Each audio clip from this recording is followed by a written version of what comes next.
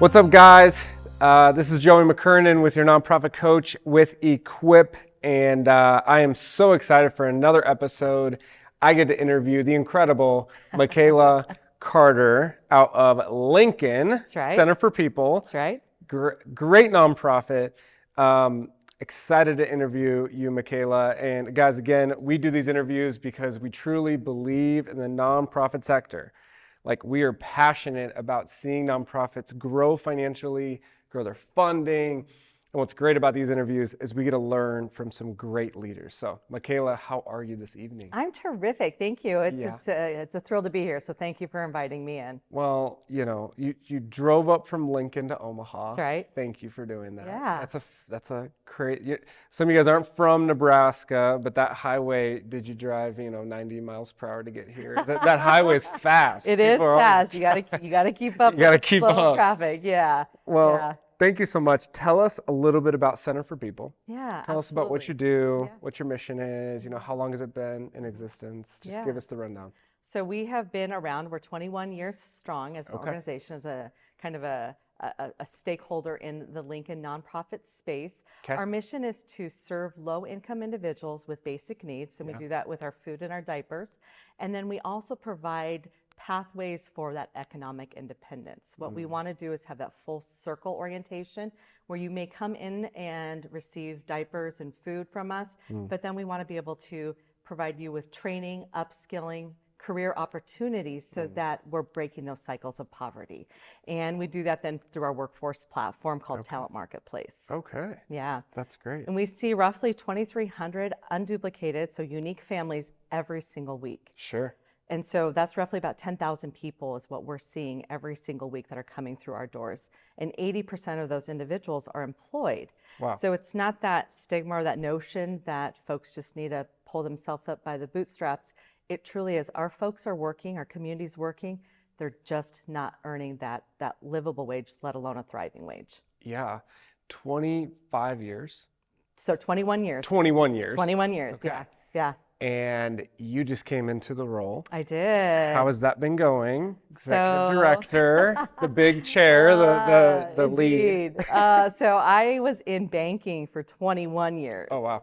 So equal time as the organization has been around, I was in banking for 21 years.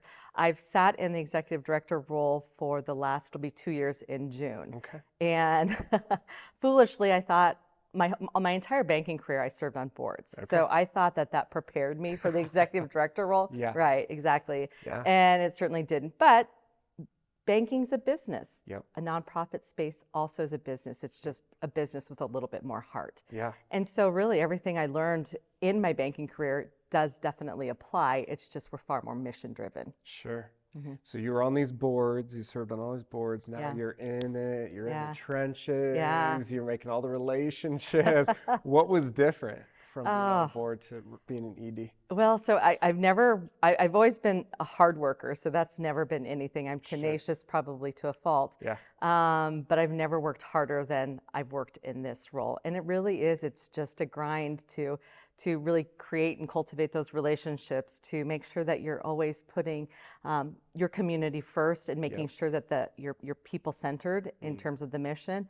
And grants, it's a fascinating beast. It's one that I didn't know much about, and I was thrown into it full force. And kind of I tell my daughter, I have a 16-year-old, and she likes to say, something's not fair. And I tell her, we don't say that. So she puts synonyms in there, something's not equitable. But grant writing's almost not fair. Yeah. It feels very not fair. In some ways, maybe it's not. Right. Yeah. And so that's been really an interesting piece of the puzzle that I probably didn't know enough about entering into it. But it's been fun. It's been fun to learn how to navigate. And in the 2 years in June that I've been in the seat, we have doubled our budget. So we went from roughly a $2.5 million organization to now our operating budget is $5 million, and we've done that through our federal grants. Wow.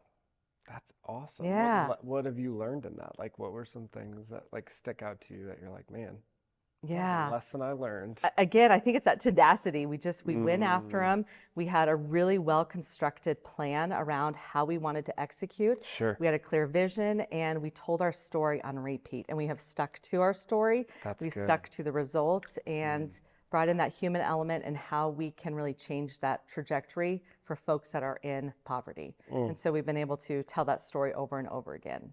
I'm somebody personally that it's not a prerequisite to work at the Center for People, Yeah. but a lot of the folks that work there also have lived experience similar to those that we serve, and myself included. And so I'm somebody that was in poverty, that was a single mother, and so seeing where folks are today, I just have such a high empathy, and so understanding where they have been and allowing me to really tell that story for them on behalf of them has just been so meaningful, and we do it really well. Yeah, it sounds like it. I mean, you guys are, what keeps you, I mean, it's hard. It is hard. Grant writing's hard. Yeah. Just nonprofit leadership in general, I think is hard. What keeps you in the game? It's the faces that we see. You know, it's the folks that come in. This morning I was taking a group on a tour, and I went and stopped in our English language learning classroom. So we do ELL Monday through Friday, and I stopped in there, and I walk in, and people are they're joyous, they're excited, they're thrilled to be there. Today they were learning how to make a doctor's appointment. You know, those basic things. They had their kids in there. I mean, we are truly a community, and seeing the faces and seeing how the joy that they have in coming to the center is what absolutely keeps me going. It keeps me driven, it keeps me motivated. It also keeps me up at night because there's a lot of pressure in ensuring that we continue to be sustainable. Yeah. You came from the banking world. Yeah. Yeah, banking. Banking. What did you do in banking? So I've had several roles in banking. So I started out as a teller, and banking is one of those really amazing fields that has a career path for folks. And I ended up, my career was I was a vice president in a very large regional bank here in the Midwest part of the States. And so it was a really neat experience.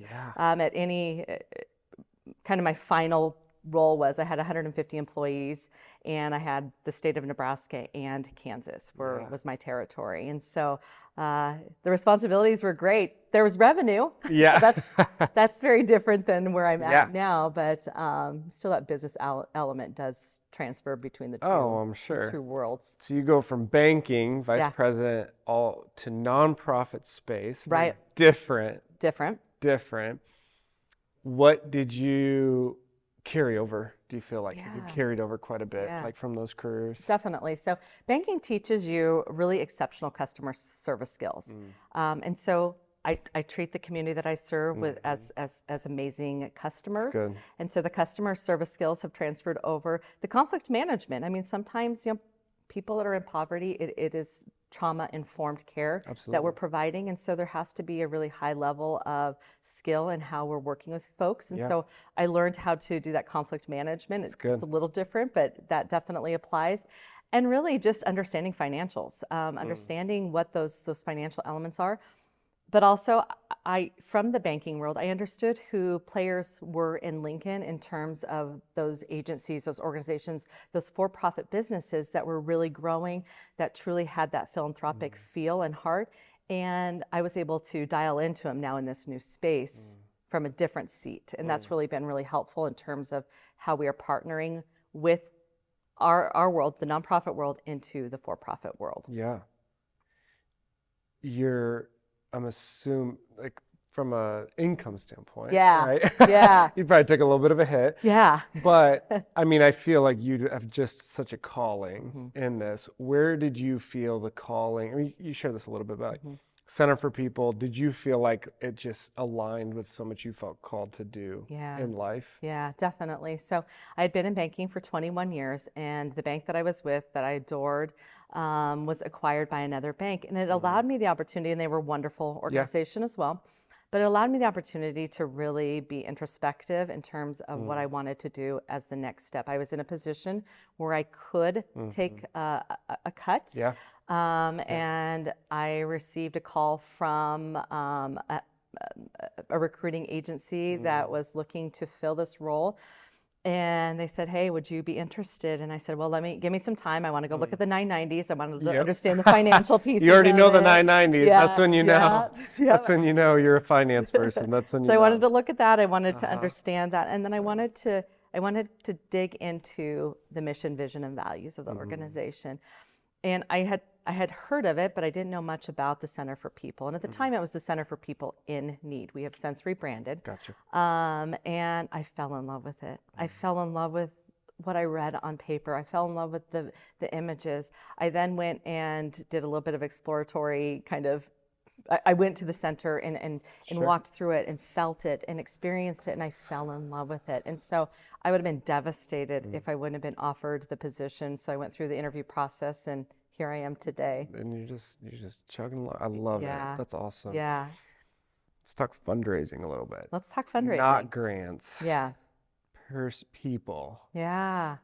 Individuals, corporate, how have you're going into the marketplace, but in a very different way. Yeah. How has that been?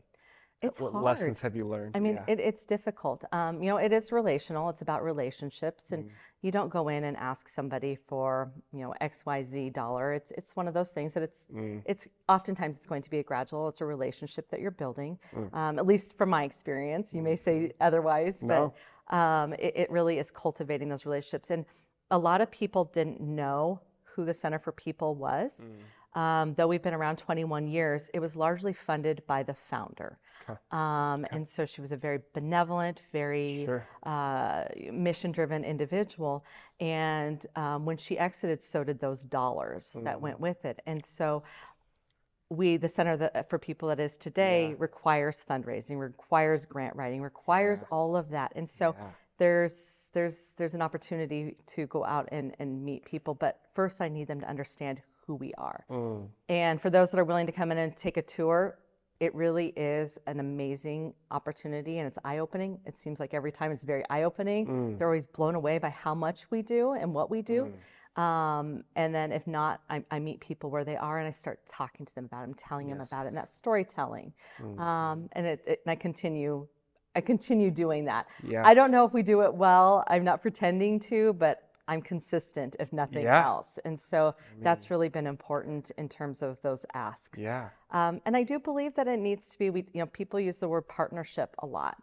And I do think a partnership really is a partnership two ways.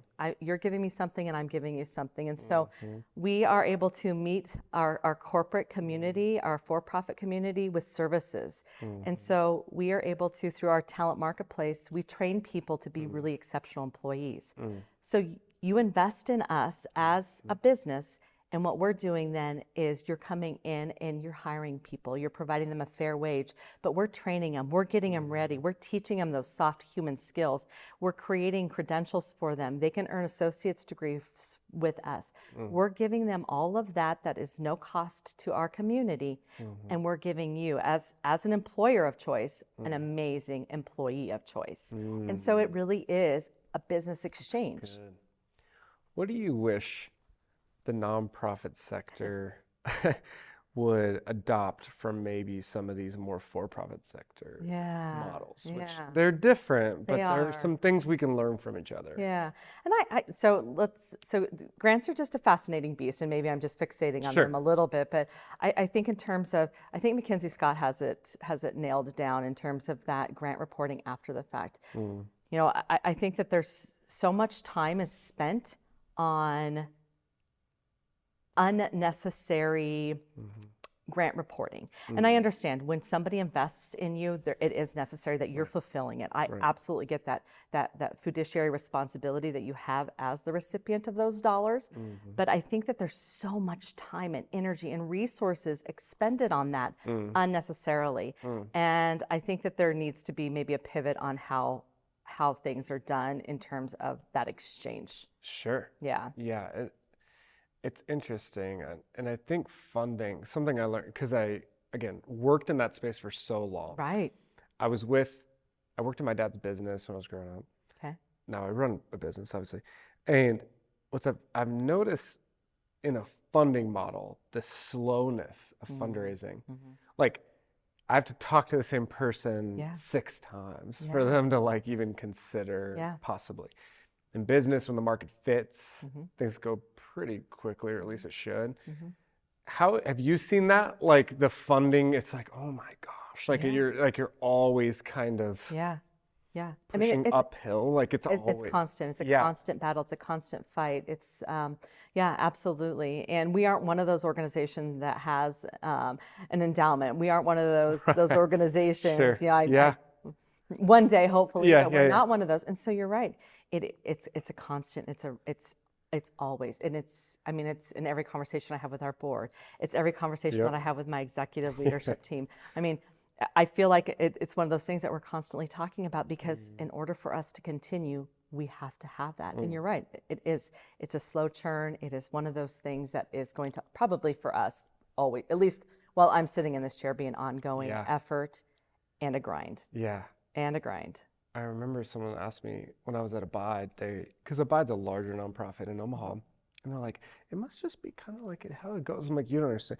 It literally feels like a boxing match every day. Every And day. I always thought it would like change, like we would hit different, levels, and it never changed. It's Yeah. just, I think generosity, Yeah. it's Yeah. almost like you're kind of fighting against the normal, Hmm. like the norm is consumerism Hmm. for myself. Sure. Now you're trying to convince people to invest outside themselves, which is Yeah. not always easy. And Yeah. it's just always felt like, Right.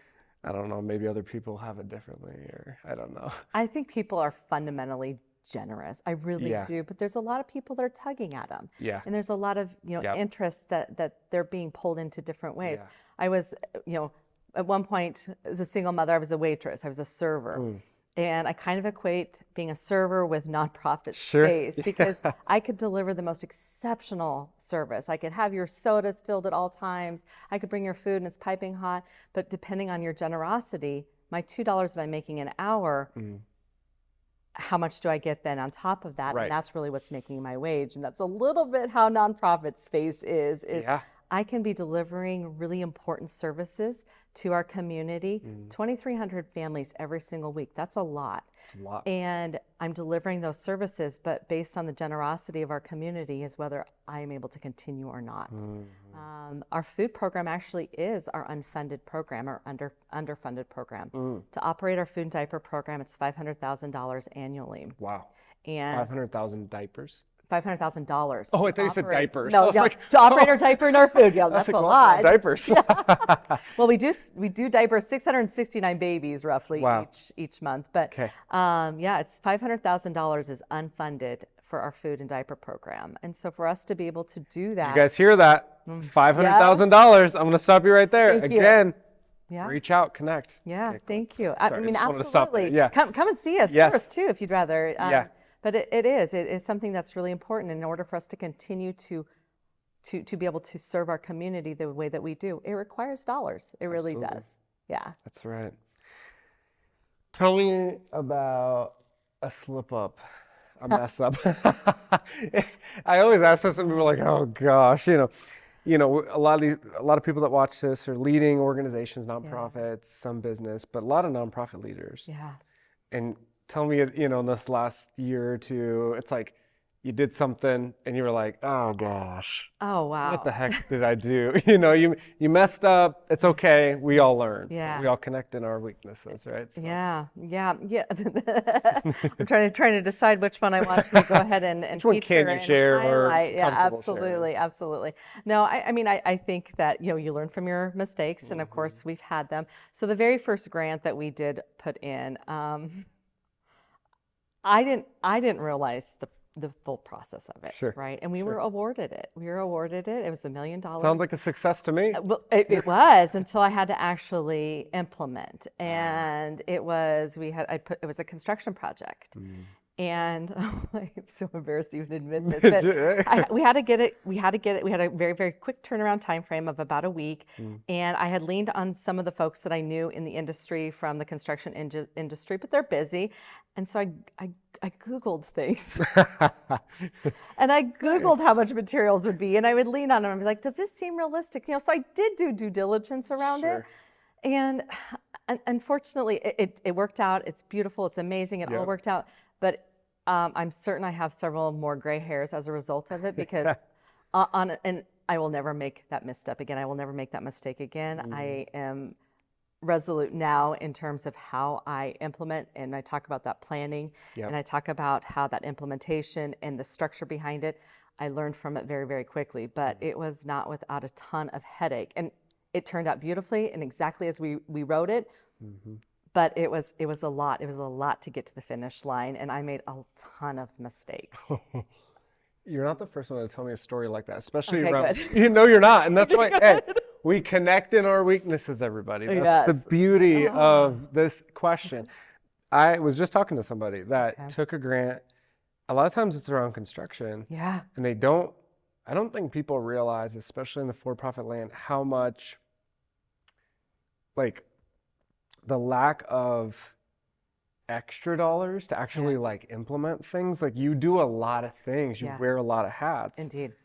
And also sometimes like maybe we didn't put it into something we could have, right? Yeah. But sometimes it's like I remember we did a floor plan and it was $150,000. Yeah. Yeah. We ended up spending like 185 and we Sure. were still tight. Sure. And we were like, well, and they had us like drawn out I'm like, I don't know what I'm doing. I don't lay Right? floor. I don't know this, Yeah. but it's like, who's going to do it? Yeah.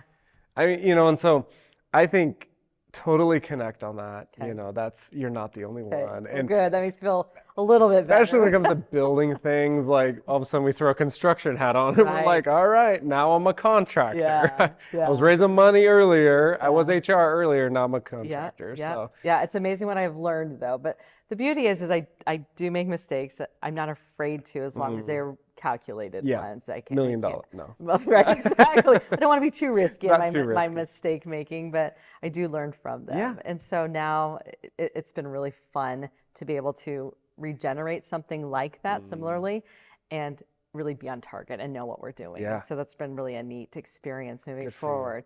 We've implemented a lot of programs this last Okay. 2 years, and so for this year, I've promised my CFO that no more new programs. That Sure. Yeah. no more new programs, and that's been another thing too. Is we hit the ground running, and maybe we ran a little bit fast, but Sure. we're doing really well now. We have the right team and the right Good. people in place. Talking about team. Yeah. Now you have a board. Yeah. I know you told me your board has just been amazing. Exceptional. Tell me what are the ingredients to that board? Mm-hmm. And a lot of people that maybe wouldn't say that. Yeah. I mean, they love their board, but it's been a challenge Yeah. or they've had their challenges. Yeah. What have you seen with your board that's made it so great? So they are behind me 100%. And not at a fault. You know, they see what's going on. They have no problem in terms of, you know, challenging, you know, some of the decisions. They have no problem with those type of things. So it's not like they have blinders on. Sure. But they do support me 100%. And they do it not only in the boardroom, they do it out in the community. They are my advocates. They are the voice. They are connecting. If they themselves aren't comfortable asking folks for money, they'll do warm handoffs to me. Yeah, and good. so they're doing that regularly. They challenge one another. So there's that that accountability, that peer-to-peer accountability that takes place with the board that is pretty darn unique, so that I'm not constantly having to prod them along. They're doing it with one another. And oftentimes it doesn't even need to take place. I would say with the board that we have in place right now, I have 100% engagement. And when I started, I didn't have 100%. It was high. It was about 80%. And now with the team that's in place, the board that's in place, it is 100% engagement. And they are constantly asking how they can help. When they commit to something, they do it. They fulfill it. Their words match their actions. And it has just been a really fun experience. And we've grown together. So a lot of us kind of came together. Okay. So my executive board, with exception to one individual, was all brand new Okay. when I came on. Yeah. And so the four of us really have grown together, and we are very much a team. It's cohesive, it's exceptional, and I don't know, it's something pretty darn special. It'll be sad when they decide to step off, but for a first board, executive board, and board altogether, and as a new executive director, particularly new to the industry, it has been exceptional. Nothing short of amazing. What would you say, why is that not always the case? People are busy, Sure. and I've served on I was boards. gonna say, you've been on a lot of boards. I've Yeah. served on tons of boards. Yeah. And even my husband the other day, one of our board members, he gave an incredibly generous financial gift Yeah. from he and his wife. And my husband said the other day, he's like, gosh, do you feel like a lousy board member? Because you were never that engaged. And I'm like, I mean, I felt like I was a How dare good you. board member, but life's busy and it's complicated. And I was serving on a number of boards, and I had a full-time job, and I had kids. And I'm probably making excuses, but I think life happens, and I think the boards that I was really engaged in and with allowed life to flex and ebb and flow. And so when I did have the capacity and capability to be really, really dialed in, they let me. And in the times that I had to be maybe a little bit more removed because of whatever happened, they would allow me to. And those were the ones that I was probably the most dedicated and committed to. Yeah. And so I try to have that same courtesy for my board. Yeah. Everyone is engaged, but their levels of engagement get to differ and vary. And they tag in when they can. And I know that of them, and I respect that because everyone is different. Absolutely. And everyone is in different phases. I have some folks that are near retirement. I have some that are in retirement, and then I have some that are brand new to a board. This is their very first engagement on a board. And so I have all different levels. And so it's really fun to be able to kind of to see the different engagement levels, but I let them be engaged where they can, when they can, so long as they all are. That's awesome. Yeah. Well, Macala, thank you so much for Thank being you. on the show. Tell us about the project you're working on. What do you need funding for? And you can look in the camera if you All like. right, absolutely. So our food program, of course, is going to be our most unfunded program. That's $500,000 annually. But also this summer, we are going to be launching our CDL program, our commercial driver's license program, where we'll be able to have folks earn their CDL directly on site. And so that is a huge undertaking. It is something that we are amping up and excited about. And really, when we talk about salaries for folks and changing that trajectory of poverty around poverty, this is one of those career choices and employment options that allow for that. Well, Center for People, Lincoln, Nebraska. If you are in the Omaha area, if you are in Lincoln, if you're in the metro, Council Bluffs, heck, even Des Moines or even Kansas City, I'm sure there's collaborations. I'm sure there's so much we can do together. So connect with Macala, connect with them. If they want to reach you, how do they get a hold of you? So you can email me directly, mcarter@centerforpeople.org, or you can dial in and look at our website at www.centerforpeople.com. Awesome. Thank you, Macala. Thank you. Appreciate you.